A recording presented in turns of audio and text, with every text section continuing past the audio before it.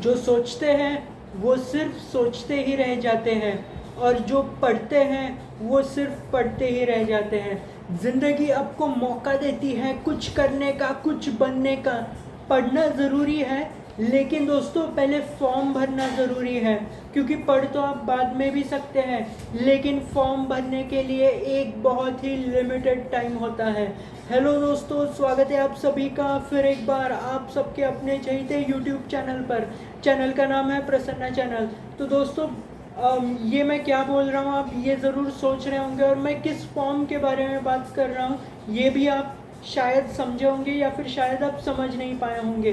तो दोस्तों इंडिया की सबसे बड़ी एग्ज़ाम यानी staff selection commission SSC CGL, जिसमें होती है कई गवर्नमेंट पोजीशंस, इस एग्ज़ाम का नोटिफिकेशन बाहर होकर यानी एग्ज़ाम का नोटिफिकेशन आकर कई दिन हो चुके हैं, लेकिन आपने अभी तक अगर इस फॉर्म को भरा नहीं है तो दोस्तों कृपया देर मत कीजिएगा, क्योंकि लाइफ में मौके कम होते हैं। वैसे मौके कम भी हो, लेकिन दोस्तों आप पढ़ तो बाद में भी सकते हैं, लेकिन चांस को गंवाना मत, क्योंकि ऐसा भी हो सकता है दोस्तों कि कभी कभी बिना पढ़े भी आप तीर लगा सकते हो।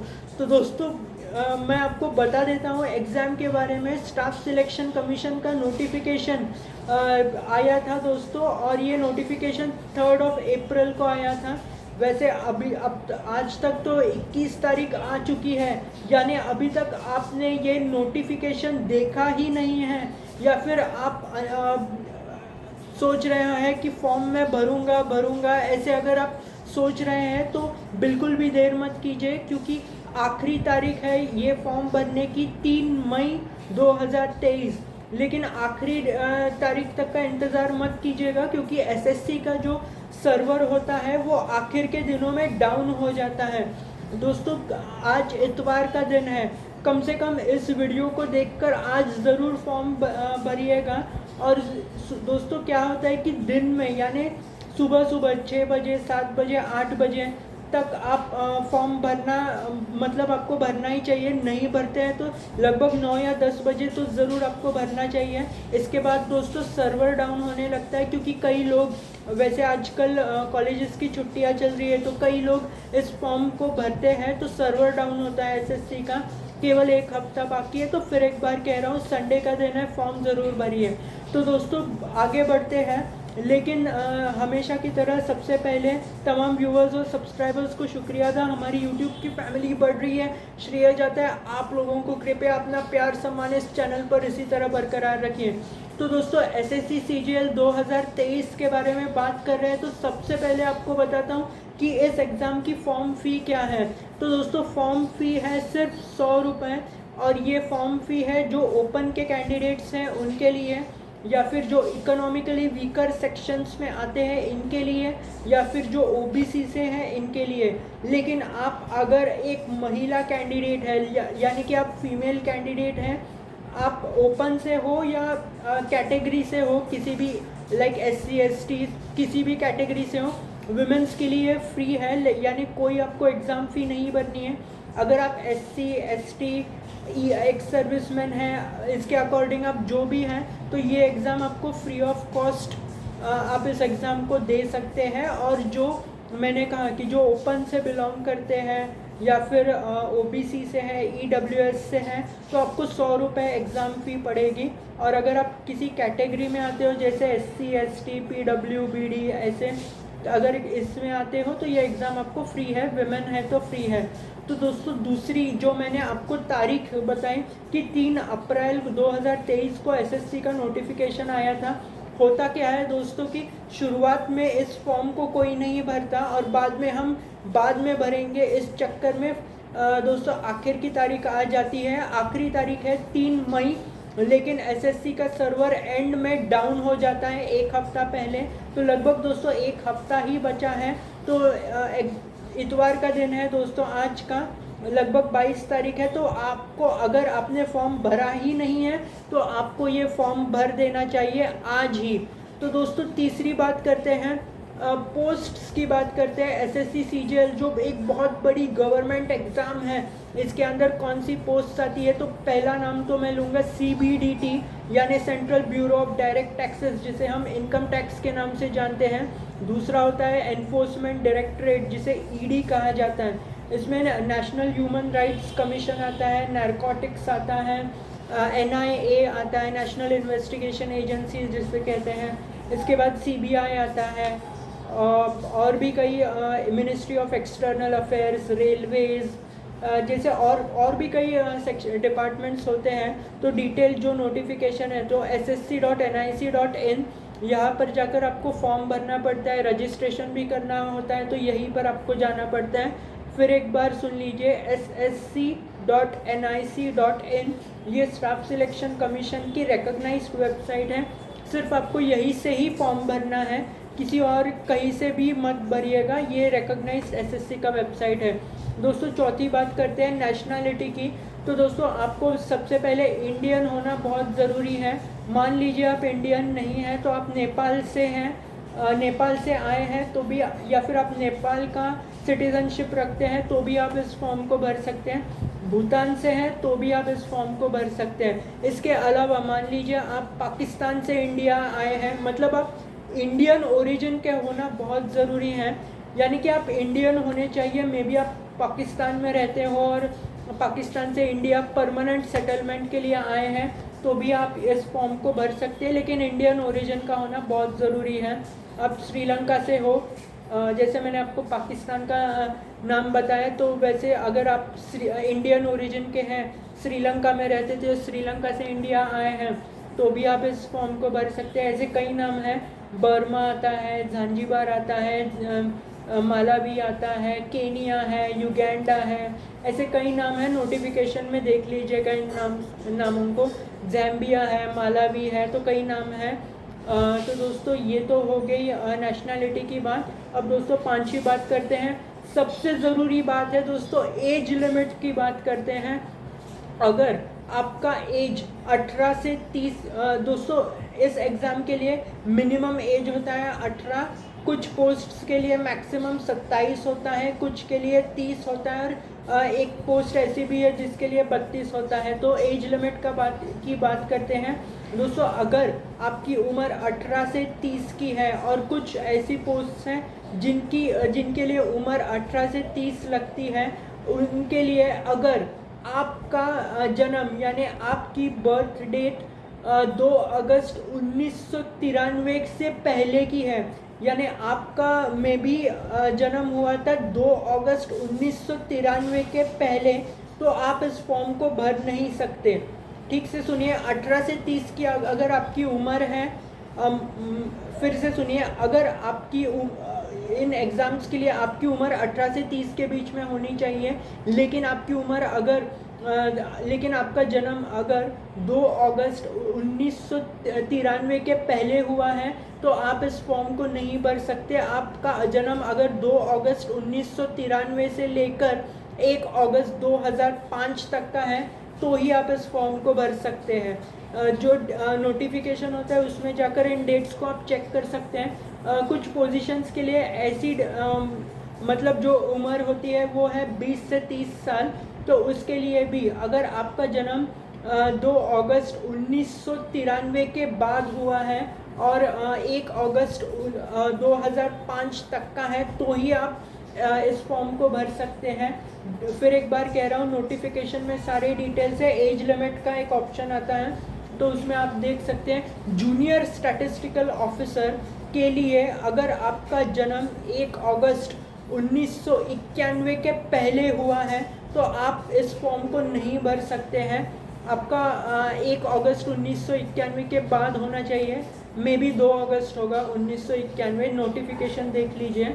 और मैक्सिमम जो है तो आप इसका मैक्सिमम भी देख लीजिए, 18 से 32 साल, मतलब 32 तक की उम्र हो आपकी, तो आप जूनियर स्टैटिस्टिकल ऑफिसर के लिए ये एग्ज़ाम आप दे सकते हैं। मे बी मैक्सिमम होगा 1 अगस्त 2005, तो 18 to 32 रहता है जूनियर स्टैटिस्टिकल ऑफिसर के लिए मिनिमम और मैक्सिमम एज का क्राइटेरिया, तो आप इसे ज़रूर देख लीजिएगा।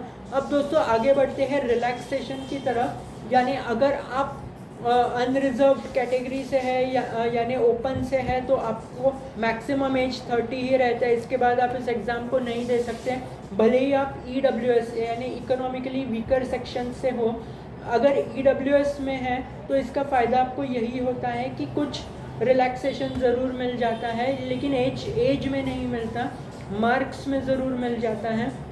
और ग्रुप सी की जो पोस्ट होती है नोटिफिकेशन में देखिएगा कौन सी पोस्ट होती है। एक उदाहरण दे देता हूँ आपको, इनकम टैक्स इंस्पेक्टर यानी CBDT का आता है जो ग्रुप सी में रहता है। तो ग्रुप सी के पोस्ट में आपको रिजर्वेशन रहता है अगर आप EWS यानी इकोनॉमिकली वीकर सेक्शन से बिलोंग करते हैं तो। और अगर आप SC या ST के कैंडिडेट हैं तो आपको 5 साल तक का रिजर्वेशन है, मतलब 30+5 यानी 35 तक आप एग्ज़ाम दे सकते हैं। OBC से हैं तो 3 साल का रिजर्वेशन है, यानी आप 33 तक इस एग्ज़ाम को दे सकते हैं। एक्स सर्विसमैन के लिए भी 3 साल का ये है रिलैक्सेशन, तो इसे भी ज़रूर देख लीजिएगा। अगर आप मे बी कोई विडो है या फिर डिवोर्सी है या फिर आपकी शादी फिर से नहीं हुई है, विमेंस की बात कर रहा हूँ मैं, तो आपको भी कुछ रिलैक्सेशन है, लाइक 35 तक आप इस एग्ज़ाम को दे सकते हैं। और आप अगर ऐसी महिला है जैसे मैंने आपको बताया विडो है, डिवोर्सी है और आपकी शादी नहीं हुई है फिर से, तो और अगर आप SC या ST कैटेगरी से हैं तो आप 40 तक की उम्र तक आप एग्ज़ाम दे सकते हो। डिटेल्स के लिए फिर एक बार कह रहा हूँ, नोटिफिकेशन में देख लीजिए, जो इम्पॉर्टेंट बातें होती है वो मैं आपको बता रहा हूँ। तो दोस्तों अब बढ़ते हैं अगले मुद्दे की तरफ जो होता है एजुकेशन का। तो कोई भी एग्ज़ाम हो, इनमें से कोई भी उम्र हो, मिनिमम 18, मैक्सिमम जैसे नोटिफिकेशन में 27, 30 या 32, आपके पास बैचलर्स डिग्री होनी ज़रूरी है। आपको सिर्फ पासिंग सर्टिफिकेट दिखाना है, जितने भी पासिंग मार्क्स होते हैं लाइक 35% या 40% आपको एजुकेशन में उतने मिले हुए होने चाहिए और आप एलिजिबल हो इन एग्ज़ाम्स के लिए। दोस्तों दूसरी बात बता देता हूँ, जूनियर स्टैटिस्टिकल ऑफिसर के लिए जैसे मैंने एज का बताया आपको 18 to 32 होता है। और तो इसके लिए दोस्तों एक तो आपके पास बैचलर्स डिग्री में आप जहाँ से भी आपने बैचलर्स डिग्री ली है उसमें आपके पास स्टैटिस्टिक्स का सब्जेक्ट होना बहुत ज़रूरी है। और मतलब ग्रेजुएशन में या फिर आपको जब भी आपने ग्रेजुएशन किया तो इसमें 12th स्टैंडर्ड में आपको मैथ्स में 60% होना काफ़ी ज़रूरी है। तो ये है 2 क्राइटेरिया जूनियर स्टैटिस्टिकल ऑफिसर के लिए। ठीक से सुनिएगा, आगे बढ़ते हैं। अब हाउ टू अप्लाई तो मैंने आपको पहले ही बता दिया है, www.ssc.nic.in यहाँ पर जाकर आपको एप्लीकेशन फॉर्म भरना है या फिर न्यू रजिस्ट्रेशन करना है, जो भी करना है। बाद में आपको एडमिट कार्ड के लिए भी इसी वेबसाइट पर जाकर आपको मिल जाएगा। तो दोस्तों बढ़ेंगे आगे, फ़ोटो की बात करते हैं दोस्तों, फ़ोटो और सिग्नेचर की। तो दोस्तों आपको दिखाई दे रहा होगा मैं स्पेक्स लगाकर बात कर रहा हूँ, लेकिन आपके फ़ोटो में आप स्पेक्स लगाए हुए या फिर गॉगल अगर आपने लगाया है तो ऐसा फ़ोटो बिल्कुल भी नहीं चलेगा। आपको दोस्तों जो फ़ोटो निकालना है वो पूरे फॉर्मल्स में निकालना है और लगभग जैसे मैं आपको वीडियो में दिखाई दे रहा हूँ लगभग इतना तो आपको उस फ़ोटो में चाहिए। लगभग आप इतना समझ लीजिए, you should be in that photo. Passport size photo होना चाहिए आपका। आपको डायमेंशंस भी बताता हूँ, 20 KB से लेकर 50 KB के डायमेंशंस होने चाहिए आपके फ़ोटो में। फ़ोटो ब्लर नहीं होना चाहिए, नॉर्मल फ़ोटो होना चाहिए जिसमें आप दिखाई दें। और आप ऐसा भी कर सकते हैं कि मान लो लाइक ये इस टी शर्ट पर मैं हूँ, मान लो मैंने शर्ट पहना है इस कलर का, तो आप ऐसा जो फ़ोटो में शर्ट है वो पहनकर आप जाइएगा एग्ज़ाम में। तो इससे क्या होता है कि आइडेंटिफिकेशन करना ज़रूर इजी होता है। लेकिन जो आपका फ़ोटो है वो एग्ज़ाम के पहले 3 मंथ्स तक का होना चाहिए। यानी आप मान लो एग्ज़ाम अगस्त में है तो और आपका फ़ोटो होना चाहिए कम से कम अप्रैल या मई का। लेकिन आप अभी इस मतलब ये फॉर्म भर रहे हैं और इसका डेट जैसे मैंने आपको बताया 3 अप्रैल से 3 मई है फॉर्म भरने का मंथ। तो आपने ये फ़ोटो जनवरी या फरवरी में निकाला होगा तो भी चल जाएगा। तो दोस्तों ये तो हो गई ये बात फ़ोटो की। साइन के बारे में आपको बताता हूँ। ब्लैक पेन से सिग्नेचर होना बहुत ज़रूरी है। साइन के जो डायमेंशंस होते हैं 10 KB टू 20 KB के बीच में होते हैं। क्लिप आर्ट जो ऑप्शन होता है पीसी में अगर आप कर रहे हो या फिर एंड्रॉयड किसी ऐप से कर रहे हो तो 10 टू 20 KB के ऊपर नहीं होना चाहिए, नहीं तो वो एक्सेप्ट नहीं करेगा एसएससी का पोर्टल। तो आपको 10 टू 20 KB साइन के लिए और फ़ोटो के लिए 20 KB टू 50 KB के बीच में रखना बहुत बहुत ज़रूरी है। अब दोस्तों बात करेंगे एग्ज़ाम सेंटर्स के बारे में। तो दोस्तों all over India exam centres हैं। मैं वेस्टर्न रीजन से बिलोंग करता हूँ तो वेस्टर्न रीजन के बारे में बता देता हूँ। नोटिफिकेशन में सारे डिटेल्स दिए हैं, आप वहाँ देख सकते हैं आपके रीजन के लिए। जो वेस्टर्न रीजन के सेंटर्स हैं तो पहला सेंटर है मुंबई, दूसरा सेंटर है पुणे, तीसरा औरंगाबाद है, चौथा अमरावती है, ऐसे कई सारे हैं, नागपुर, नासिक, नांदेड़। तो आप अकॉर्डिंगली भर सकते हैं। इसमें कुछ गुजरात के सेंटर्स के भी नाम है। आनंद है, अहमदाबाद, गांधीनगर, सूरत, वडोदरा, राजकोट, तो पणजी एक और है ये नाम। तो आप अगर महाराष्ट्र के एक आध दूसरा नाम जलगांव का भी है इसमें, तो वो भी एक सेंटर है। तो आपको कम से कम 3 सेंटर्स चुनने पड़ते हैं। कभी कभी ऐसा हो जाता है दोस्तों कि कई ज़्यादा कैंडिडेट्स हो जाते हैं इसमें, तो दोस्तों एग्ज़ाम सेंटर बदलने के चांसेस रहते हैं।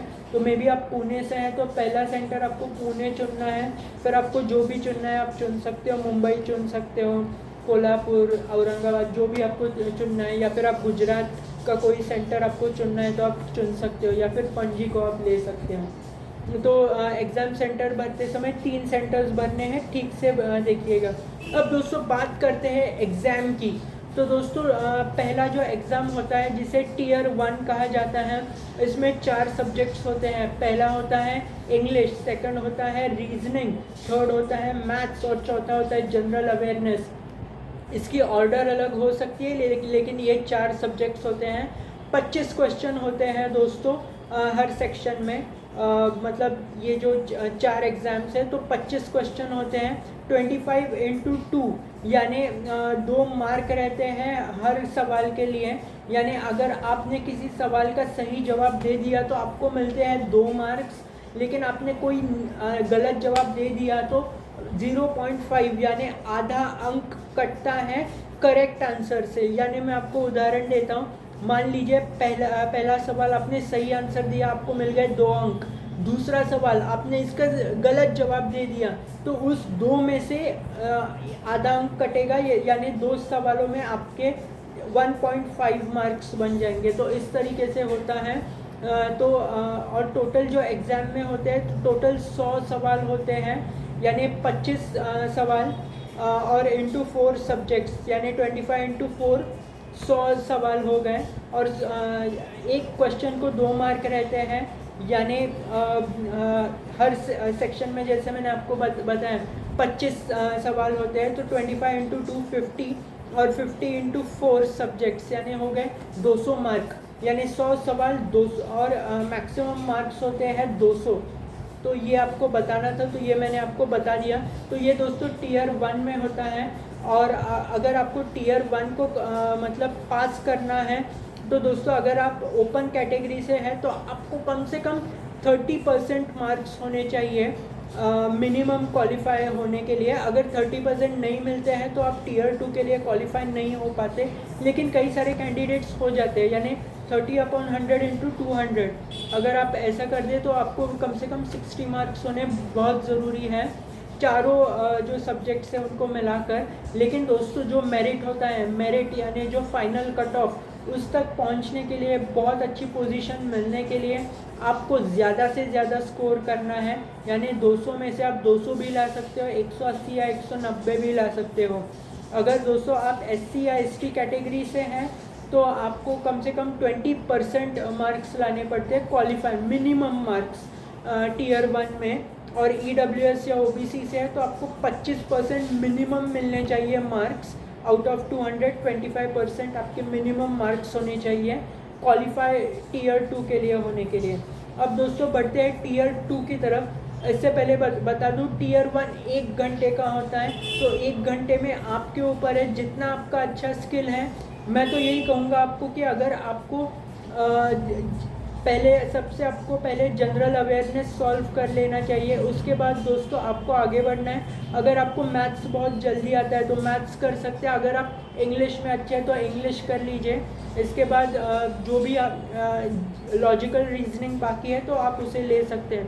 तो ये मेरा एनालिसिस है, आपका एनालिसिस कुछ और होगा तो आप उसे कर सकते हैं। तो अब मैं बढ़ता हूँ दोस्तों टीयर 2 की तरफ। तो टीयर 2 2.25 घंटे का होता है, जिसमें पहला सेक्शन होता है मैथ्स का और दूसरा सेक्शन होता है लॉजिकल रीजनिंग का। दोनों सेक्शंस में 30 क्वेश्चंस होते हैं और अगर आप सही जवाब दे देते हैं तो आपको 3 मार्क मिलते हैं। अगर गलत जवाब दे दिया तो आपको नेगेटिव मार्किंग है 1 मार्क का, तो वो आपका कट जाएगा। तो दोस्तों सेक्शन 1 जैसे मैंने आपको बताया, मैथ्स और रीजनिंग 30 सवाल होते हैं हर मतलब इन दोनों के, और ये सेक्शन 1 में आता है। तो 30 इंटू 2 यानी 60 मार्क्स होंगे। Just a minute. तो दोस्तों 30 सवाल होते हैं दोनों के, और तो आपको 3 मार्क्स रहते हैं इसके। तो दोस्तों आपको क्या करना है कि इसमें तो जो मैक्सिमम मार्क्स रहेंगे वो है 180, और मैथ्स के 30 अंक और रीजनिंग के मैथ्स के 30 क्वेश्चन और रीजनिंग के 30 क्वेश्चंस मिलाकर 60 मार्क्स होते हैं। और 60 इंटू 3 यानी एक सवाल के 3 मार्क्स मिलते हैं आपको, तो 60 इंटू 3 180 हो जाते हैं मैक्सिमम मार्क्स, और आपके पास 1 घंटे का वक्त है इसे सॉल्व करने के लिए। दोस्तों दूसरा सेक्शन है वो है इंग्लिश और जनरल अवेयरनेस का। इसमें दोस्तों इंग्लिश के लगभग 45 सवाल होते हैं, और जो जिसे जनरल अवेयरनेस यानी जीके कहा जाता है, तो लगभग इसके 25 सवाल होंगे। दोस्तों नोटिफिकेशन में आप फिर एक बार कह रहा हूँ, नोटिफिकेशन देख लीजिएगा। तो 45 और 25 यानी 70 सवाल हो गए। तो 70 इंटू 3 या एक सही एक क्वेश्चन के 3 आंसर सही जवाब के लिए। और जैसे मैंने आपको पहले ही बताया नेगेटिव मार्किंग है एक, जिसमें 1 मार्क कट जाएगा आपको। तो 70 इंटू 3 यानी हो गए 210 मार्क। इस सेक्शन के लिए भी 1 घंटे का वक्त है आपको। याद रखिएगा, पहला सेक्शन मैथ्स और रीजनिंग 1 घंटे का वक्त, दूसरा सेक्शन इंग्लिश और जनरल अवेयरनेस 1 घंटे का वक्त, यानी 2 घंटे तो निकल गए। अब 215 मिनट यानी तीसरा सेक्शन है इसमें दोस्तों, और वो है कंप्यूटर नॉलेज। अब कंप्यूटर नॉलेज के सेक्शन के लिए आपके तो इस सेक्शन में दोस्तों 20 सवाल होते हैं, और 20 सवाल इंटू 3 यानी 60 गुण होते हैं, यानी 60 मार्क्स का है ये सेक्शन। और इसमें दोस्तों 15 मिनट का वक्त दिया जाएगा आपको 20 क्वेश्चन सॉल्व करने के लिए, और जिनका वेटेज है 60 मार्क्स। दोस्तों इसके बाद एक और सेक्शन है, तो ये इस सेक्शन में दोस्तों कंप्यूटर टेस्ट ली जाएगी आपको, यानी कुछ डिपार्टमेंट्स होते हैं जिनके लिए कंप्यूटर टेस्ट होना बहुत ज़रूरी है, तो आपकी कंप्यूटर टेस्ट हो जाएगी। इसके लिए वैसे कोई मार्क्स नहीं है, क्वालिफाइंग नेचर की है ये टेस्ट, तो आपको इस टेस्ट को दे देना चाहिए। तो दोस्तों जैसे मैंने आपको बताया सेक्शन 2 है वो 2.25 घंटे का है, तो आपको इस सेक्शन को क्लियर करना है।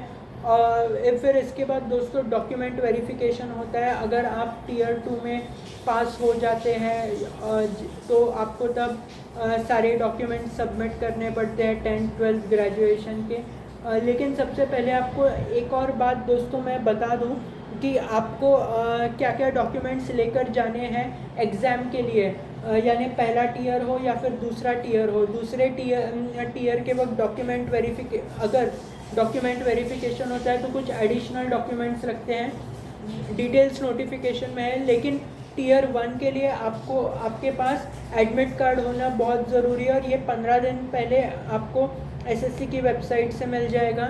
इसके बाद आपके पास पैन कार्ड या आधार कार्ड या फिर driving licence, voter ID card, इनमें से दो डॉक्यूमेंट्स के ओरिजिनल और ज़ेरॉक्स होनी बहुत ज़रूरी है। ओरिजिनल और ज़ेरॉक्स दोनों रखिएगा। और आपके पास 2 फ़ोटो होने बहुत बहुत ज़रूरी है। और एडमिट कार्ड, जैसे मैंने आपको पहले ही कहा, तो ये डॉक्यूमेंट्स होने बहुत ज़रूरी है। आप अगर आपको मास्क भी लगाना है, सैनिटाइज़र आपके पास होना भी बहुत ज़रूरी है, तो आप ये भी अपने साथ रख सकते हैं। मास्क लगा कर जाइएगा, सैनिटाइज़र का भी इस्तेमाल कीजिएगा। और दोस्तों एसएससी की वेबसाइट भी यही कहती है, आप नोटिफिकेशन देख सकते हैं। तो दोस्तों ये हो गई बात यहाँ तक। तो दोस्तों मैं आशा करता हूँ कि मैंने आपको सारे डिटेल्स बता दिए हैं एग्ज़ाम के। अगर आपको लगता है कि मैंने कोई बात नहीं कवर की है, तो आप मुझे यूट्यूब का जो कमेंट बॉक्स है उसमें बता सकते हैं। आप मुझसे अगर व्हाट्सअप या फेसबुक, इंस्टाग्राम या लिंक्डइन से जुड़े हैं, तो आप मुझे वहाँ पर भी सजेशन बता सकते हैं।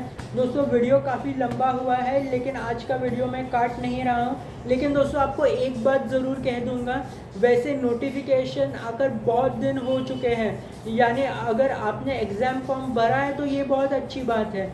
लेकिन अगर आपने एग्ज़ाम फॉर्म अभी तक भरा ही नहीं है, तो एग्ज़ाम फॉर्म दोस्तों भर दीजिएगा, मौका ले लीजिएगा।